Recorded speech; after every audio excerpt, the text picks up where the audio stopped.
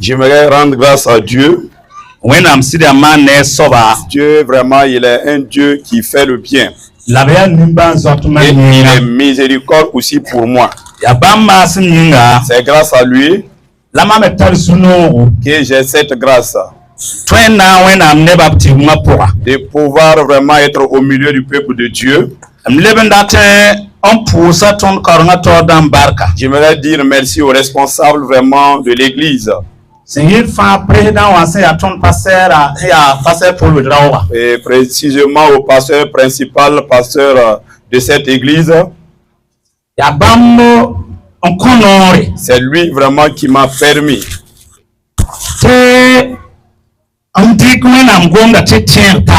et de prendre la parole de Dieu et de la partager ce soir avant d'entrer dans la prière. Je voudrais dire merci au Père spirituel ici présent. Si vous observez vraiment, c'est beau à voir. Que Dieu vous bénisse abondamment dans le nom de Jésus. Donc, nous disons merci à toute l'assemblée. Que Dieu vous bénisse. Et que la volonté de Dieu soit faite dans nos vies. Nous allons de l'avant dans la parole de Dieu. Et cette année, Assemblée de Dieu,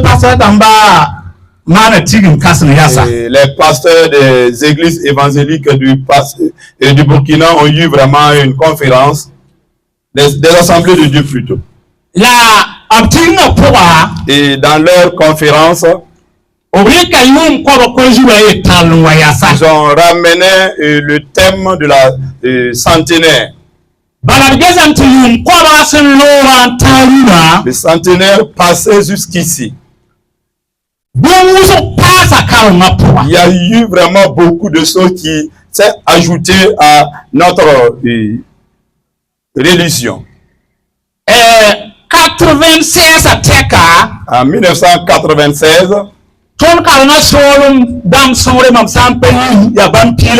donc on avait 17 régions. Mais de nos jours, même si ça n'atteint pas les 80, ça avoisine les 80.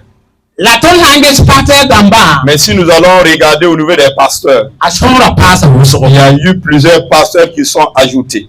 Et nous ne parlons même pas des chrétiens. Malgré toutes ces choses, l'Esprit de Dieu qui a donné les yeux ou bien la vision aux responsables, dans leur vision durant ces 100 ans d'existence, ils ont vu vraiment les nombres d'églises qui ont été augmentés.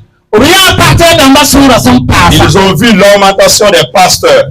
Ils ont vu également l'augmentation des régions. Ils ont vu l'augmentation également des disciples. Mais il y a une grande chose dans l'église qui n'a pas été vraiment augmentée. Donc il les a nommés les 3 airs. C'est le changement. Et cela n'a pas été changé. Le réveil. Cela n'a pas été en tout cas augmenté. Le rayonnement. Cela aussi n'a pas évolué. Il faut que nous cherchions vraiment la solution à cette phase. Et la solution, et c'est revenu, la réforme sur la parole de Dieu. Donc cette nuit, nous allons de l'avant avec ce thème. Le grand thème se trouve dans Actes chapitre 1 verset 8. Et je vais inviter les papas de nous aider à lire le verset. Je vais ajouter aussi un autre verset. Jean chapitre 16. Verset 12 et verset 13. Nous invitons les pasteurs de nous aider avec la lecture.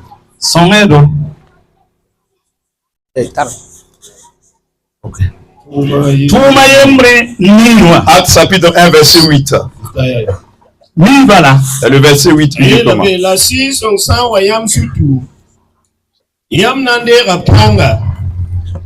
Ayam na imam kaset kam Jérusalem.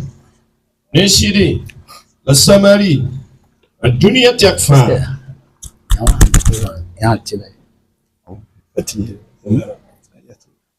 Ok. Acte 1, verset 8. Mais vous recevrez une puissance, le Saint-Esprit survenant sur vous, et vous serez mes témoins à Jérusalem, dans toute la Judée, dans la Samarie et jusqu'aux extrémités de la terre.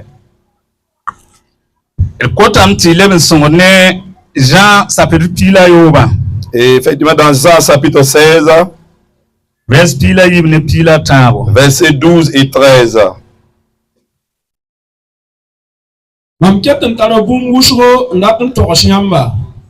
La yam katwende bam masaye. La sonda si ya sira sanwa. Bam na ya yam sida fa poka. Bala bam kanango meng yeli. Obnan tokosha boom ning fa. Obsana ngoma. La bam na ngwiliga yam boom nisi son watan. J'ai encore beaucoup de choses à vous dire, mais vous ne pouvez pas les porter maintenant. Quand le consolateur sera venu, l'Esprit de vérité, il vous conduira dans toute la vérité, car il ne parlera pas de lui-même, mais il dira tout ce qu'il aura entendu. Il vous annoncera les choses à venir. Gloire à Dieu. Les deux versets que nous avons lus,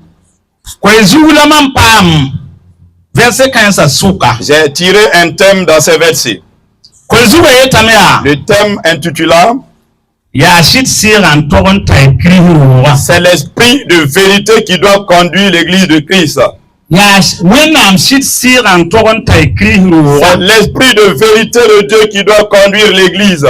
Dans Acte 1:8, Jésus a dit à ses disciples, le Saint-Esprit survenant sur vous, et vous serez mes témoins. Et vous serez mes témoins. Et dans Jean chapitre 16, Jésus a dit dans ces passages, j'ai encore beaucoup de choses à vous dire. Mais vous ne pouvez pas les porter maintenant. Quand le consolateur sera venu sur vous, il vous conduira dans toute la vérité. Et cette nuit, nous parlons de l'église de Christ. C'est l'Esprit Saint unique que Dieu a choisi de conduire l'église. C'est le Saint-Esprit seul que Dieu a choisi d'accompagner l'église. C'est le Saint-Esprit uniquement que Dieu a choisi d'enseigner l'église. Si c'est comme cela, l'église appartient à Christ. Et l'église doit marcher et vivre dans la volonté de Christ.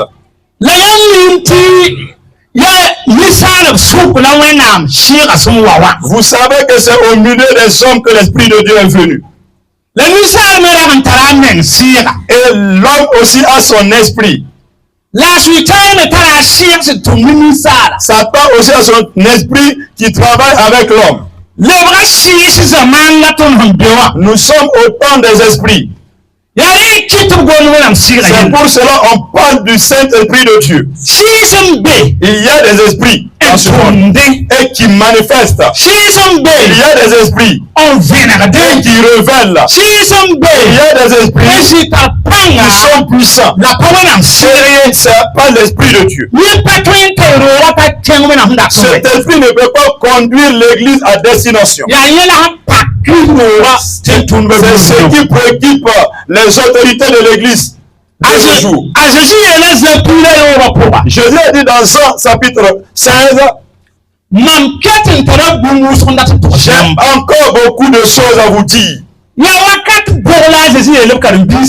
C'est à tel moment que Jésus a dit cela. C'est parce que Jésus a duré avec ses disciples. Il a été avec eux, il a fait beaucoup de choses avec eux. Jésus a vécu avec ses disciples. Malgré cela, Jésus les a dit, vous êtes vécu avec moi, on a mangé ensemble, on a vu ensemble, on a été ensemble, on a été dans le désert ensemble, on a mangé le pain multiplié ensemble. Mais il y a quelque chose que j'ai, malgré que vous m'avez suivi jusqu'ici, je ne peux pas vous annoncer cela. Car vous ne pouvez pas vraiment maintenir cela. Moi, j'ai réfléchi sur cette parole. Jésus lui-même qui a été vraiment ton enseignant. Il a enseigné les disciples. Il les a donné la puissance d'opérer des miracles. Et par finir, il leur dit, j'ai encore beaucoup de choses. Et j'aimerais vous montrer et vous dire, mais il y a un problème avec vous. Vous m'avez suivi, mais je vois quelque chose, un problème avec vous. Ce problème est ce que j'ai à vous annoncer. Malgré que vous avez vécu avec moi, vous êtes toujours ferme, vous ne pouvez pas recevoir cela. Et dis à ton voisin que ça semble être la misère. Si un enseignant enseigne ses disciples au moment vraiment des examens, il vous dit qu'il y a des choses que je ne vous ai pas, en tout cas je ne vous ai pas encore dit. Que pensez-vous de cet enseignant-là? La vision de Jésus et celle des hommes sont différentes. Je me réjouis vraiment des paroles de Jésus. Sinon, ceux-là qui ont vécu avec Jésus, ont travaillé avec Jésus, ils pouvaient vraiment s'enorgueillir. En tout cas, on a vécu avec cet homme. Et nous connaissons tout. On a travaillé ensemble. On a mangé ensemble. On a fait des miracles ensemble. Si c'est nous là, c'est exceptionnel. Les Corinthiens, vraiment, quand ils ont voulu départager les pasteurs, ils ont dit qu'eux étaient les disciples de Jésus. Mais Jésus les a dit, j'ai encore beaucoup de choses à vous dire, mais vous ne pouvez pas vraiment porter cela maintenant. Car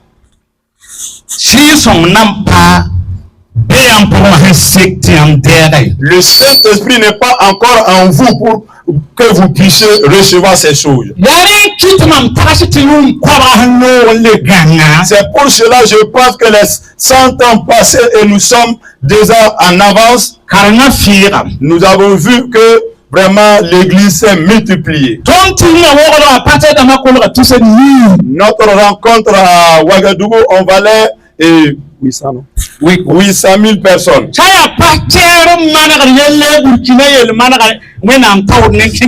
Si c'est les pasteurs qui devraient résoudre les problèmes en ce qui concerne les problèmes du Burkina, les pasteurs allaient arranger.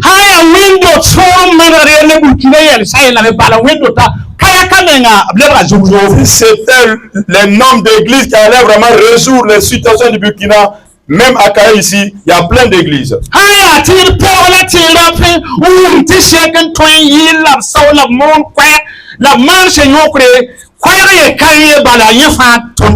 Si c'est les serviteurs, les servantes, les disciples qui allaient résoudre les problèmes, nous avons vraiment plusieurs.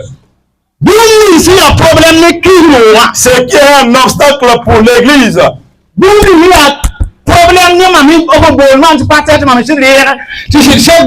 Ce qui est un problème pour moi en tant que pasteur.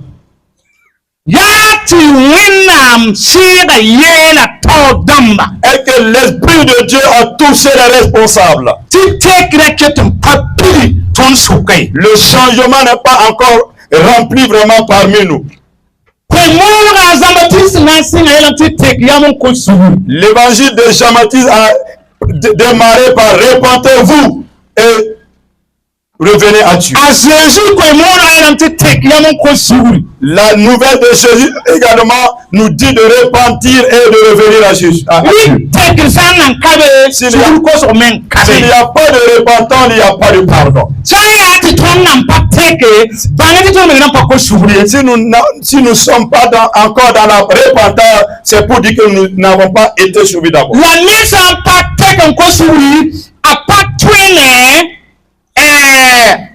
Si une personne ne se repent pas pour avoir la rémission de ses péchés, il ne peut pas avoir le Saint-Esprit en lui. C'est le problème. Nous allons de l'avant.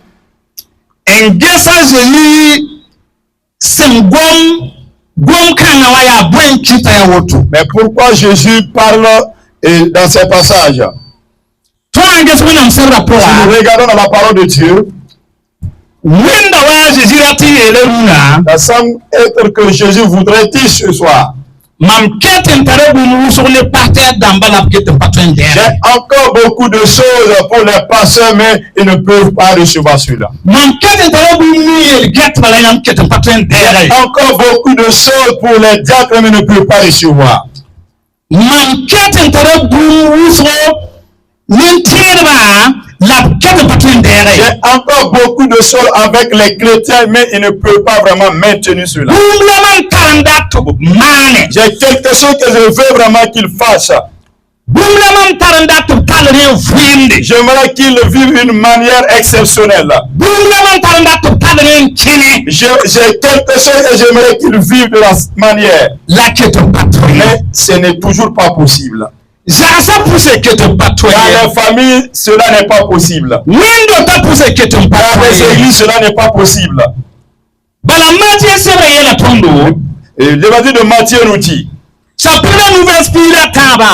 5, verset 13, que nous sommes le sel de la terre. Nous ne pouvons toujours pas être le sel de ce monde. Dieu voudrait que je sois le sel de la terre. Il voit que je ne peux pas encore être sel de terre. Verset 14 nous dit que nous sommes la lumière de ce monde. Je veux que je sois la lumière de ce monde. Et je ne suis toujours pas lumière de ce monde. La parole nous dit, si quelqu'un vraiment se juge soi-même, il ne sera plus jugé.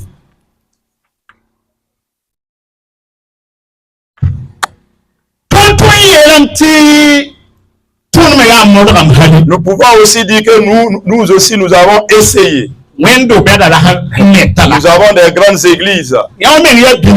On peut dire que cette église est un peu petite. Il y a des états, des églises qui sont en étage. En tout cas, on a fait des efforts. Il Il y a des églises qui ont déjà des cas pour voyager. Nous aussi, on a évolué. Il y a plusieurs véhicules. Et c'est moi seulement, je n'ai pas encore. Il y a plein de véhicules dans l'église. On a fait des efforts. Mais la parole de Dieu dit, on a fait des efforts. Nous ne sommes pas encore arrivés au niveau où Dieu veut. C'est pour cela que nous allons parler de cette chose.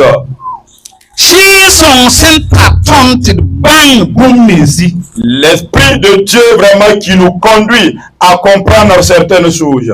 Si l'Esprit de Dieu vient sur nous, nous allons recevoir une puissance. Et la puissance va annoncer l'évangile. Et la puissance du Saint-Esprit, premièrement, dans la vie de quelqu'un, c'est d'utiliser la personne pour vaincre le péché. C'est pour, en tout cas, opérer dans la vie de la personne afin qu'il quitte la domination du péché. Si l'Esprit de Dieu vient sur toi, il y a vraiment le fruit. C'est pour cela que Jésus dit, on reconnaît l'arbre à travers ses fruits. Et il dit, si vous voyez le raisin sur un arbre épineux, vous savez que les raisins, c'est la nourriture. S'il se trouve vraiment sur un arbre épineux,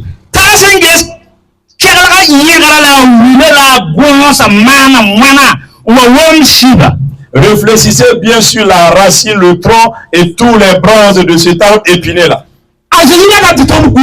Jésus veut que nous prenions garde. On voit les raisins sur un arbre épineux.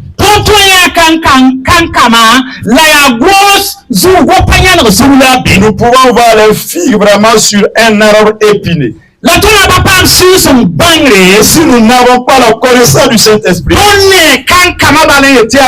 nous voyons uniquement les figues, nous pensons que c'est la nourriture. Mais nous ne voyons pas la racine, le tronc et les branches que les figues se trouvent.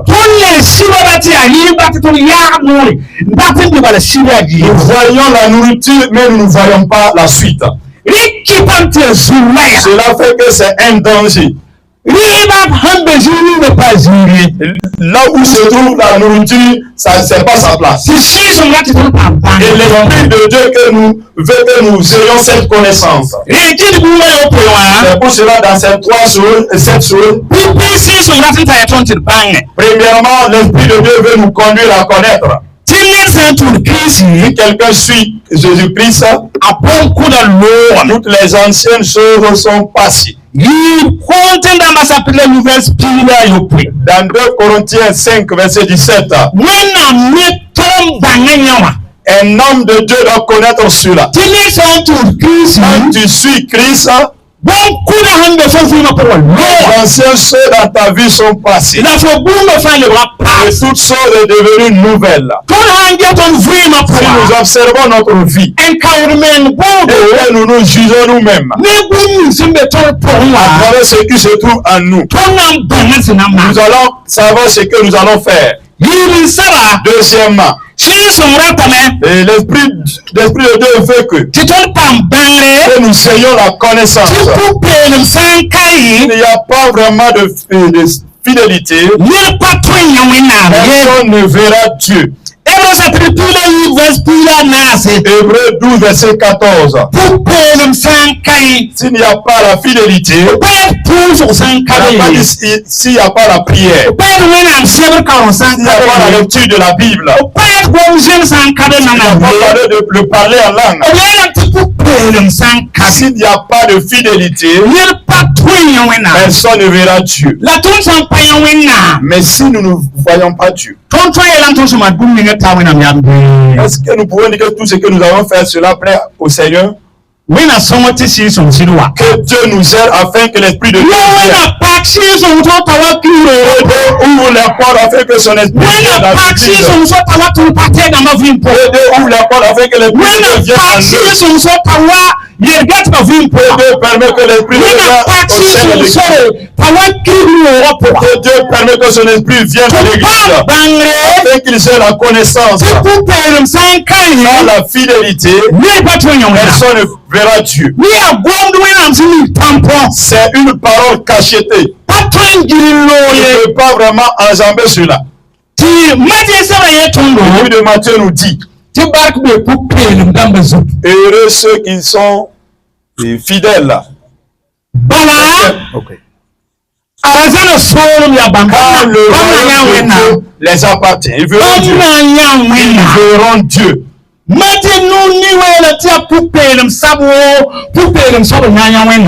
Et Matthieu 5:8 parle que c'est ceux-là qui ont le cœur pur qui verront Dieu. C'est pour cela que j'ai peur. Si en tout cas j'avais cette parole confirmée, est-ce que j'aurais peur encore? Je suis un pasteur. La parole n'a pas déclaré que c'est les pasteurs qui verront Dieu. Heureux ceux qui ont le cœur pur. Si tu es pasteur et tu as vraiment ton pastorat sur la tête, on a mis vraiment dessus sur toi, et tu n'as pas vraiment cette cœur. La parole de Dieu déclare: tu ne verras jamais Dieu. Mais celui-là qui ne verra pas Dieu, il verra Satan sur. Que Dieu nous éloigne de celui-là. Si vous voulez que Dieu vous éloigne de celui-là, il faut savoir que c'est l'intérêt de la fidélité. L'Esprit de Dieu nous accompagne à avoir un cœur. Troisièmement, c'est que l'Esprit de Dieu veut que nous sachions. L'Esprit de Dieu veut que nous sachions. Celui-là vraiment qui est fils de Dieu ne commet plus le péché. Dans 1 Jean 3:9, celui-là qui est fils de Dieu ne commet plus le péché. C'est ce que l'Esprit de Dieu veut que nous connaissons avant de pouvoir vivre. Le péché, c'est un problème avec nous. De la manière le monde est en train de vivre. C'est pour dire que le péché même aide le monde à se développer. Donc le péché amène le monde à prospérer. C'est pour dire que le péché même amène certains hommes à élever. C'est pour cela que même dans l'église, il y a toujours la peur. J'ai toujours peur dans l'église. Et souvent, si nous allons dans les autres églises, il veut faire les offrandes. On invite vraiment les gens. Et peuple de Dieu, si vous voyez quelqu'un qui tient un panier et il n'a pas porté un habit blanc, parce que c'est pas en tout cas lui. Vous voyez la honte. Vraiment pour tuer l'église. Donc il faut que les gens aient des uniformes pour nous aider à avoir des choses saines. Où en sommes-nous? Si ceux qui ont porté les uniformes ne tournent pas pour prélever les offrandes, nous sommes témoins qu'il n'y a pas vraiment de juste d'abord. C'est pour cela que c'est toujours ainsi. Quelqu'un que Dieu même a mis au monde. Est-ce qu'on sait des uniformes avant d'être juste? Même si on disait que ceux qui sont assis derrière, commencez à prendre les enfants. Si vous êtes des enfants de Dieu, même si vous ne venez pas de cette vie, vous êtes des intérieurs de Dieu. Vous êtes des enfants de Dieu. Où allez-vous amener les offrandes? Où allez-vous partir avec les offrandes? Où pouvez-vous aller même avec ces offrandes? Vous allez amener les offrandes ici. Les pères spirituels même ont confirmé qu'il n'y a pas l'esprit de Dieu partout. C'est pour cela qu'on essaie avec des uniformes. Nous-mêmes nous savons, nous avons reconnu cela. Et la parole de Dieu que c'est les enfants de Dieu. Ils ne commettent plus le péché. Ils ne craignent personne. Ils ne seraient pas le péché. Ils craignent Dieu. Si tu crains Dieu, tu fais des choses selon Dieu. Tu ne peux plus avoir peur. Écoutez, il y a toujours quelque chose à faire. Il y a toujours quelque chose à faire. Demandez à Dieu afin que Jésus se passe de la mort, afin que nous puissions vraiment résoudre le souci. Sinon, nous-mêmes, nous serons dans la honte.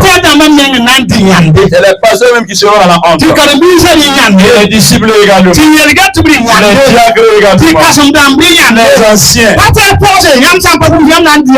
Les femmes des pasteurs. Les saints, vous pouvez vraiment être dans la honte. Il faut que nous nous levons et nous il faut que nous cessons l'esprit de Dieu. Nous cessons et nous montrons que nous devrons revenir à la parole de Dieu. En tout cas, nous ne sommes pas encore à la réforme. Et quatrièmement, c'est que l'esprit de Dieu voudrait que nous sachions. Et l'esprit de Dieu veut que nous sachions. Si quelqu'un obéit à la volonté charnelle, il meurt. Dans Romains 8, 13 et 14. Si nous acceptons la volonté charnelle, c'est que l'esprit de Dieu veut. Et que chaque chrétien reconnaît soi-même. Depuis que tu t'es donné à Jésus, ce n'est plus une autre personne qui va te dire. Ce n'est pas quelqu'un vraiment qui va te regarder. Toi-même, tu sais au fond de toi. Si tu commets le péché, toi-même, tu vas mourir. Cette connaissance, s'il est dans la vie de quelqu'un, et qu'il est intègre, et il connaît la mort, et la peur de la mort, il a peur de la mort, il devient ennemi du péché. C'est parce que nous n'avons pas la connaissance. Et nous pensons que le péché, et c'est bon, éviter qu'une personne te voie. Si quelqu'un ne te voit pas, je suis toujours comme ce que je suis. Écoutez attentivement. Et l'église, c'est pas pour les hommes.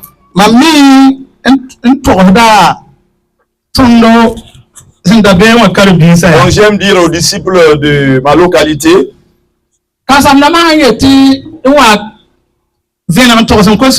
les pasteurs qui ont dit de venir vraiment se repentir et demander pardon. Et qu'est-ce qui vraiment apporte vraiment au pasteur? Si tu révèles tes péchés, c'est toi-même.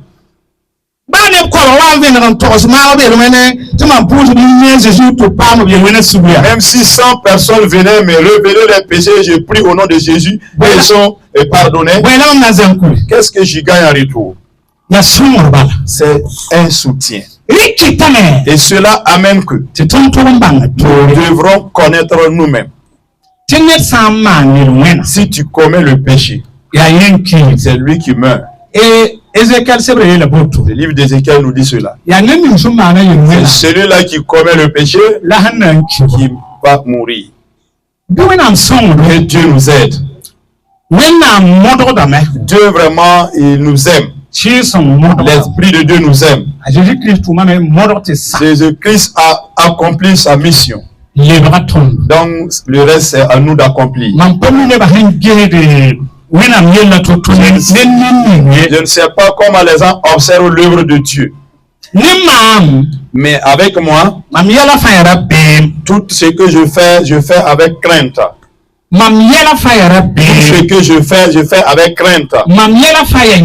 À tout ce que je fais avec crainte. Et la parole de Dieu que j'ai regardée. À craindre vraiment les choses de Dieu, c'est pas un péché. Avoir peur de l'œuvre de Dieu, c'est pas un péché.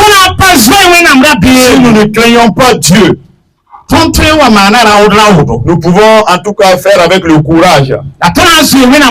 Mais si nous avons la crainte de Dieu et que l'Esprit de Dieu nous aide, cette peur va nous aider à vaincre. Que Dieu nous aide. En ce qui concerne le péché, que nous soyons peur vraiment devant le péché. Mais en ce qui concerne la foi, nous devons être des veillants héros. Mais en ce qui concerne le péché, nous devrons avoir peur du péché et nous prendre garde. Et ce qui est plus, et nos responsables. Nous allons de l'avant. Et cinquièmement, l'Esprit de Dieu voudrait que si nous avons l'Esprit de Dieu, nous devrons connaître que si quelqu'un détruit la maison de Dieu, Dieu aussi va détruire la personne. 1 Corinthiens 3, 13 et 17. C'est ce que l'Esprit de Dieu veut que nous puissions comprendre ce soir. Une personne détruit la maison de Dieu, c'est lui-même qui se lève pour détruire la personne. C'est pour cela que même notre vie devront craindre de cela. La parole de Dieu nous dit que notre cœur est le temple du Saint-Esprit. Et l'église est de Christ. Nous devrons avoir peur de l'église. La parole de Dieu nous dit et il y aura vraiment des choses qui peuvent nous amener à nous éloigner. Même la malédiction est sur celui-là qui va amener cette séparation.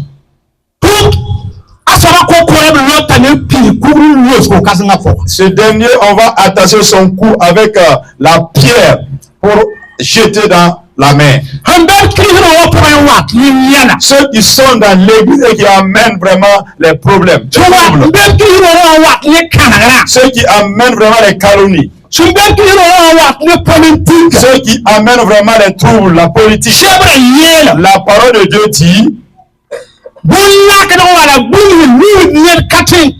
il y aura vraiment des épreuves, il y a des problèmes qui vont s'élever. Mais malheur sur celui-là qui amène cela. Cela me donne vraiment la peur. Si dans l'église tu ne peux pas arranger, résoudre, il faut faire de ton mieux pour ne pas détruire. C'est entre toi et Dieu. Mais si l'Esprit de Dieu ne se trouve pas dans la vie de quelqu'un, il y a des gens qui font cela. Mais la parole de Dieu dit, si l'Esprit de Dieu vient sur vous, il va nous enseigner, il va nous aider, et il va nous révéler, il va nous conduire, afin que nous prenions le chemin. Sixièmement, l'Esprit de Dieu veut nous apprendre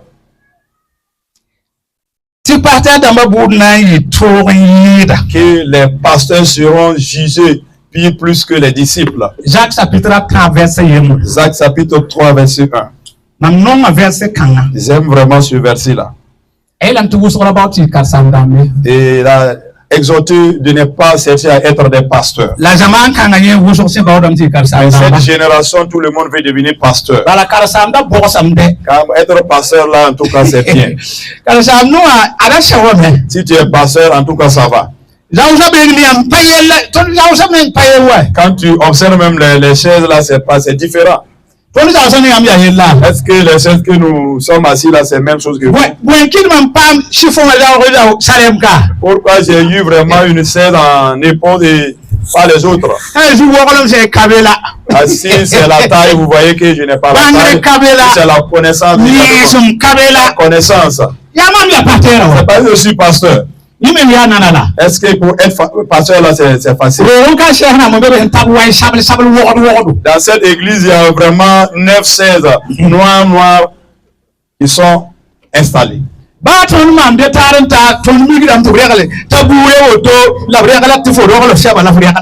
si nous sommes venus en retard, on trouve ces chaises là vides. Les chaises nous attendent. De la manière, ceux de Salem vraiment s'occupent bien des pasteurs là, ça me fait. C'est encore de bidon de Olafi. Chaque dimanche, là, nous recevons cela. Gloire à Dieu. Vous voyez les avantages qui se trouvent vraiment à être pasteur.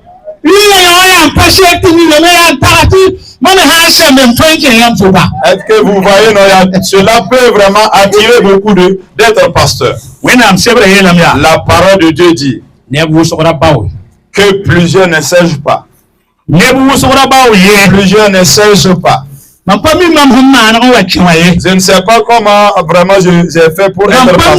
Je ne sais pas comment vous avez fait pour être pasteur. Mais la parole vraiment nous met en garde. Car et le jugement des pasteurs est vraiment sévère plus que les disciples. On va manger plus que vous, mais notre jugement sera aussi sévère. Priez pour nous les pasteurs. Il y a un jugement sévère qui nous attend. S'il n'y a pas l'Esprit de Dieu dans la vie d'un pasteur, il ne sait même pas qu'il y a un jugement sévère qui l'attend. C'est les 16 en fauteuil,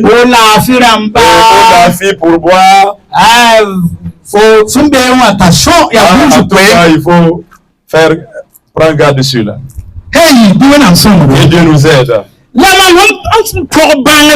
Mais quand j'ai suivi vraiment les savants, je n'ai pas entendu ce qu'ils ont dit. Que le pasteur va rentrer dans le royaume de Dieu. Et vous avez trouvé un verset qui déclare cela. C'est le pasteur qui part directement au paradis. Et moi, je suis là en train de suivre vraiment un enseignement, mais je veux ces versets. Si c'est les internes là, j'ai vu cela.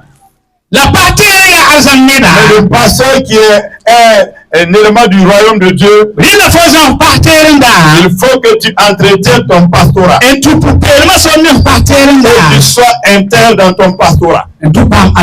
Aller avoir accès vraiment. Si tu refus cela, voici vraiment la hauteur de ton titre pastoral. Et voici aussi la hauteur de l'enfer pour toi. À toi être pasteur, c'est compliqué. Si Moïse n'avait pas été responsable, il allait vraiment avoir accès à Canaan. Mais comme il était responsable du peuple d'Israël, et Dieu lui a dit, il faut regarder la ville. Tu ne vas pas fouler ton pied à Canaan. Toi, tu as délivré ce peuple. Quand il était le Canaan là, c'était utilisé pour faire des miracles. J'ai enlevé l'esprit en toi pour donner à d'autres. Mais tu ne vas pas piétiner. Tu n'as pas fait ce que j'ai demandé de faire. Il a eu l'accès au paradis. Mais est-ce que Moïse avait décidé de ne pas aller dans la ville? Moïse aussi voulait aller à Canaan comme les Josué. C'est la responsabilité qui a amené Moïse de ne pas avoir accès. C'est pour cela que je dis, et je répète encore, que la grâce d'un chrétien, c'est vraiment de ne pas être pasteur. En tout cas, tu allais pouvoir rentrer facilement au paradis. D'autres avaient accepté d'être disciples. Ça sera facile vraiment d'avoir accès au paradis. Ah, ici, là, c'est comme le pasteur dit, c'est peut-être. Un jugement non sévère, c'est compliqué, n'en parlons pas d'un jugement sévère. Que Dieu nous aide à vaincre.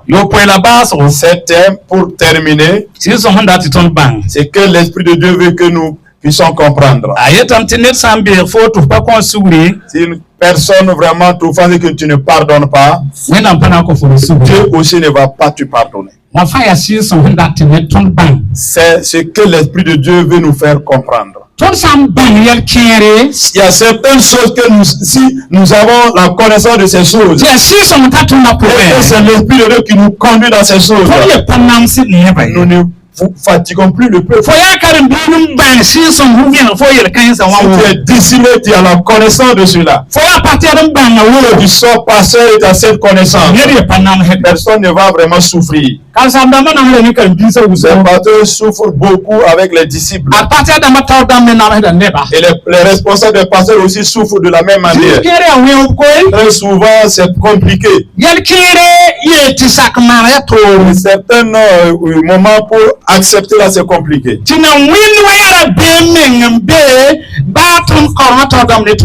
Donc, entre les pasteurs et les responsables aussi, il y a toujours aussi la méfiance. Même la dîme, c'est nous-mêmes les pasteurs.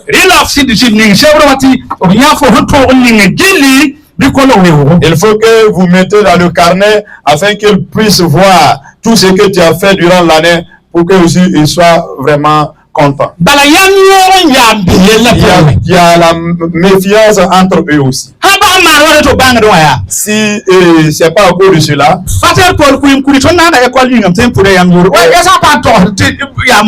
Papa Paul de Kipimkuli, on a été ensemble à l'école biblique. Il n'y a pas encore des carnets, ce que tu gagnes, toi aussi tu prélèves, tu viens mettre à l'église. Et tu manges le reste. Tu construis. Vous changez de moto. C'est fini. Comme eux aussi ils ont peur, peut-être vous allez bouffer cela. Ils ont fait des carnets. À la fin de l'année, les présidents des sous-régions vont vraiment vérifier. Papa Wensongra 1. Voici ce qu'il a fait durant l'année. En tout cas, ils ont vérifié. C'est un homme. Si vous observez, c'est vraiment très très intelligent. Voici un tel. On ne peut rien dire, mais à ce que nous voyons, alors on ne peut pas juger la personne, mais vous savez.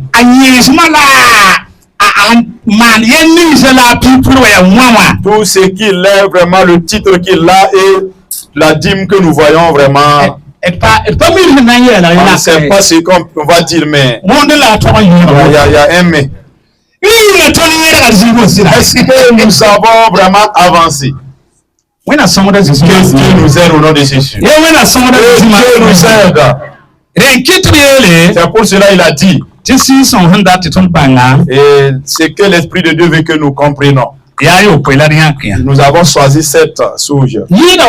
Ça dépasse les 7. Et pour cela, Jésus dit, j'ai encore beaucoup de choses. Et vous ne pouvez pas vraiment recevoir cela. Mais quand le Saint-Esprit il va vous montrer.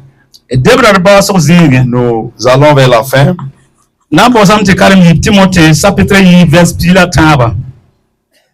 2 Timothée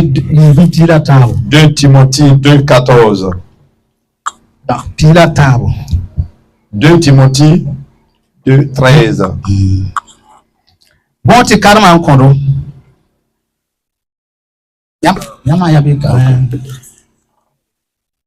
Si nous sommes infidèles, il demeure fidèle, car il ne peut se renier lui-même. Ton san ko nge bam kete ya sida bala